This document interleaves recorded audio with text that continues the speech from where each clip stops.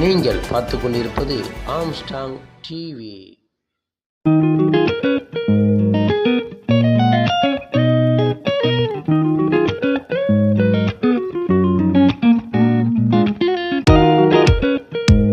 முழுவதும் இன்றைக்கு அந்த கோரிக்கையின் மீது மிகப்பெரிய தாக்கத்தை ஏற்படுத்துகிற வகையில் செயலாற்றிக் கொண்டிருக்கிறோம். அந்த அடிப்படையில் தான் தோழர்களே, தொடர்ச்சியாக இந்த கூட்டமைப்பு போராட்டத்தை முன்னெடுத்து வருகிறது.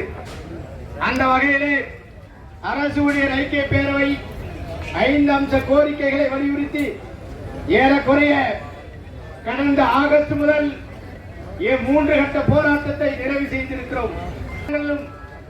16(4)A என்றால் என்ன, பதவி உயர்வில் இடஒதுக்கீடு வேகன்சி ஏன் நிரப்பப்படவில்லை என்கிற கோரிக்கையோடு போராட்டத்தை நிறைவு செய்திருக்கிறோம். 4ஆம் கட்ட போராட்டமாக இதே இடத்தில் வருகிற மார்ச் 7 அன்று ஒரு நாள் பட்டினி போராட்டத்தையும் முன்னெடுத்திருக்கிறோம். தலைவர் ஏச்சி தமிழர் அவர்கள் பட்டினி போராட்டத்தை முடித்து நிறைவேற்ற இருக்கிறார். அனைத்து அரசியல் கட்சி தலைவர்களும் அதில் கலந்து கொண்டு இந்த போராட்டத்தினுடைய வலிமையை கூட்ட இருக்கிறார்கள். நம்முடைய உரிமைகளை பாதுகாக்க வேண்டியது அம்பேத்கரால் உருவாக்கப்பட்ட நாம் தான் என்பதை நினைவிலே கொள்ள வேண்டும். அரசு ஊழியர்கள் புரட்சியாளர் அம்பேத்கர் வடிவத்தில் நாம் அரசு ஊழியர்களாக இருக்கிறோம் என்கிற அந்த மனச்சாட்சியோடு நாம் இந்த போராட்டத்தை வடிவமைக்க வேண்டும்.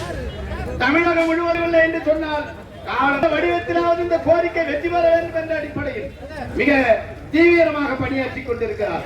அந்த அடிப்படையில் தான் தோழர்களே, இன்றைக்கு நடக்கக்கூடிய இந்த ஆர்ப்பாட்டத்தில் தலைவர் ஏச்சி தமிழர் அவர்கள் இந்த கோரிக்கையை வலியுறுத்தி மிக ஆழமாக சிறப்புரையாற்ற இருக்கிறார்.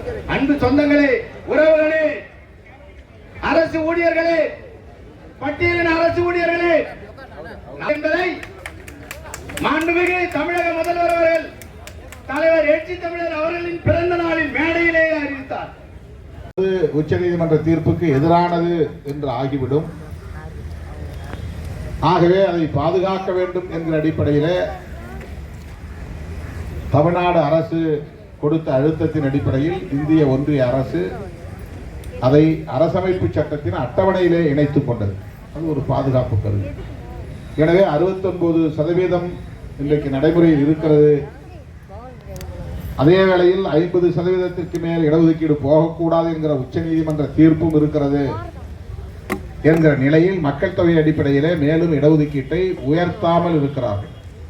உயர்த்த முடியாது என்று ஒரு நிலைப்பாட்டை எடுத்திருக்கிறார். முன்னேறிய சமூக பிரிவினரில் பொருளாதாரத்தில் நலிவடைந்த பிரிவினர் என்று ஒரு பிரிவை உருவாக்கி EWS என்று சொல்லி எக்கனாமிக்கலி வீக்கர் செக்ஷன் என்ற ஒரு பிரிவை உருவாக்கி 10% இடஒதுக்கீட்டை வழங்கிவிட்டார்கள்.